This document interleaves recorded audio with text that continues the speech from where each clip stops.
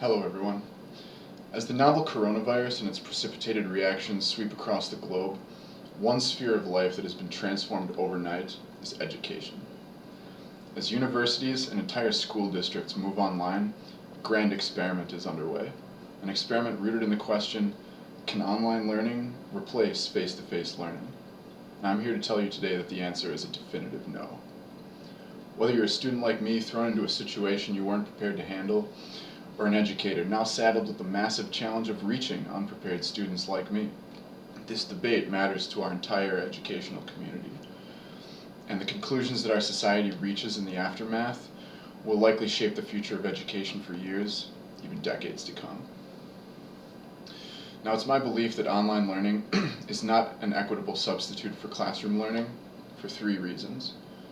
One, the resources needed for online education are not available enough to our population, not available equally. Two, online learning requires a greater degree of discipline, creating ableistic inequality. And three, there will always be classes, certain learning experiences, which simply cannot be replicated in an online format. Now, you would hope that in a country as rich and privileged as America, I wouldn't have to start with resource inequality as my first and foremost obstacle to online learning's adoption. But the reality that we all know is that inequality still pervades our society today. According to Tony Rahm in his 2020 Washington Post article titled, "It Shouldn't Take a Pandemic," nearly 1 in 5 students in the United States does not have a computer or broadband internet access. And the article goes on to cite evidence that this lack of access disproportionately affects students from lower income families. A similar picture of resource inequality is painted by Dongsung Zhang et al.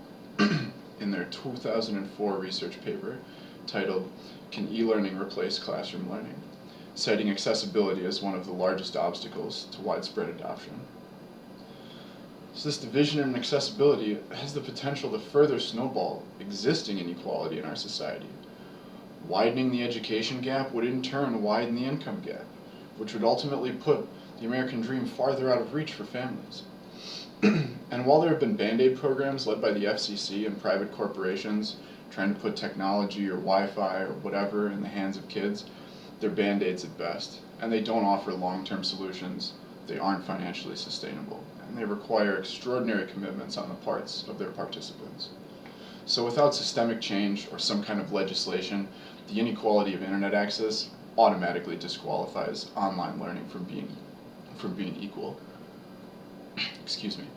Now, if you're familiar with the research surrounding online learning, you might be saying to yourself, well, the evidence shows that kids can actually achieve higher or better learning outcomes from online learning.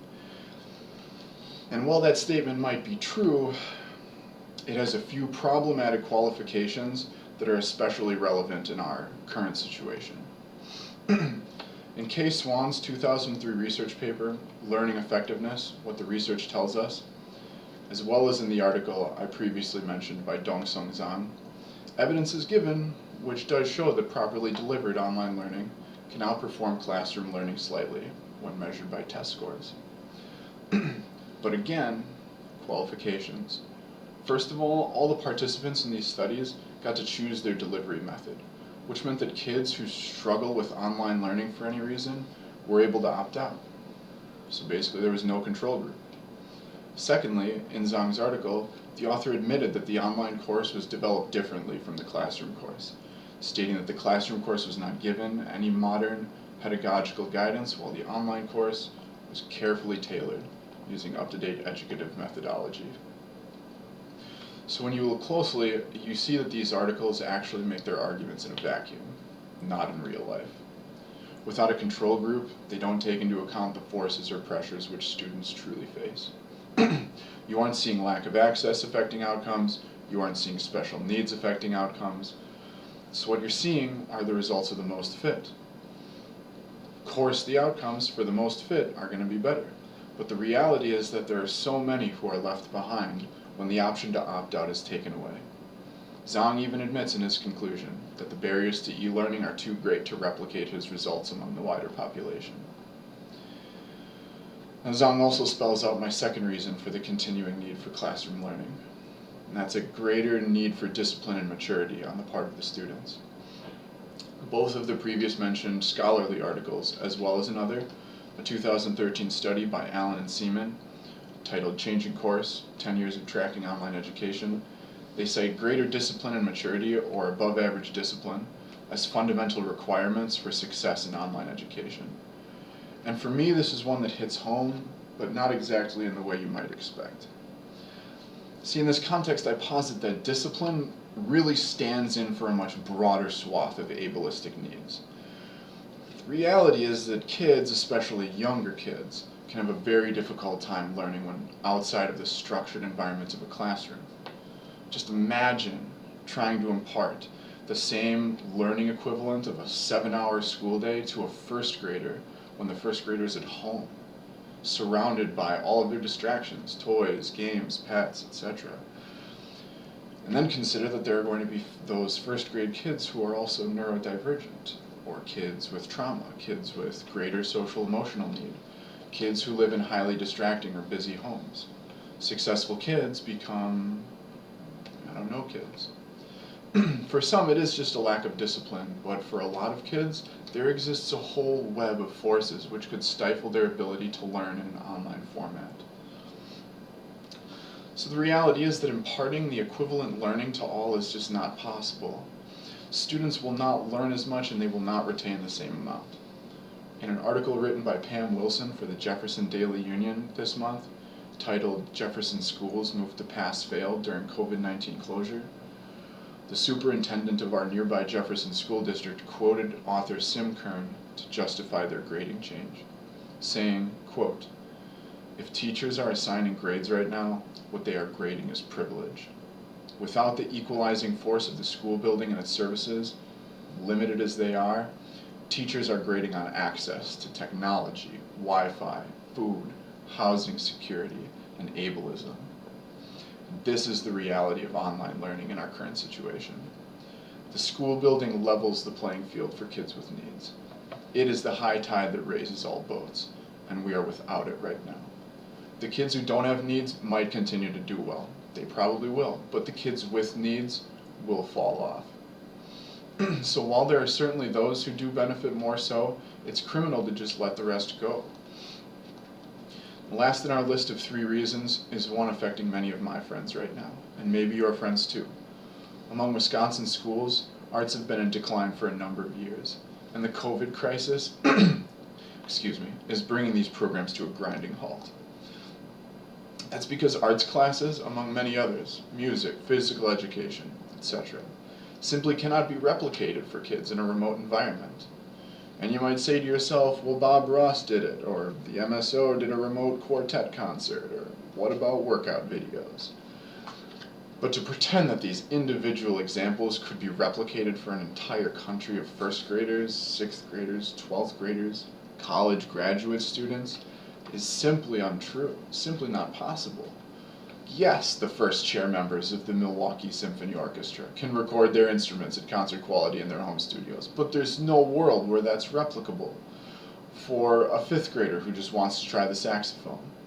And yes, Bob Ross was able to teach a bunch of at-home painters with his show, but that's not replicable for a 1st grader, for a whole school of 1st graders without serious supervision. And sure, we could do at-home physical education with workout videos, but you're missing half the reason to even have physical education in the first place, which is learning teamwork, learning sportsmanship. Workout videos just don't convey that or don't bring that experience. So these classes, these experiences are simply irreplicable in this format. We need art, we need music, we need group socialization, sports. We need all the other classes that require physical meeting places. Film classes, journalism, photography, tech ed, public speaking, etc. Without a school building, these classes simply cannot happen properly. Before Wisconsin took big action against COVID, I heard a number of my teachers expressing deep concern about our school going online. They said that if they end up doing a good job at delivering online content without much prep, that the university will have a stronger argument for pushing online instruction, especially for underperforming departments those that don't produce as many degrees. But on the other hand, if they don't do well, then they just fail the students by not delivering the promised education, the promised knowledge. So ultimately, for students like me, students that don't do well online, it just becomes a lose-lose prospect. I find this disgusting, frankly. Any student in a drawing or music class could tell you this isn't working. Any student with a neurodivergent brain or emotional needs or living in a distracting environment could tell you this isn't working. We have a wealth of evidence that online learning can and will fail us in this situation. From accessibility inequality to ableistic inequality, the learning material just won't get conveyed. To top it off, there are classes that simply cannot continue to operate. Online learning is a great tool, but it fails to deliver equitable outcomes for students when applied in the way it has been right now. I'm not saying we have to go back to school, but we have to be especially considerate to these needs, these kids that simply don't have the same opportunities, the same resources. For those reasons, despite whatever the talking heads will say when this is all over, online learning cannot replace our classrooms.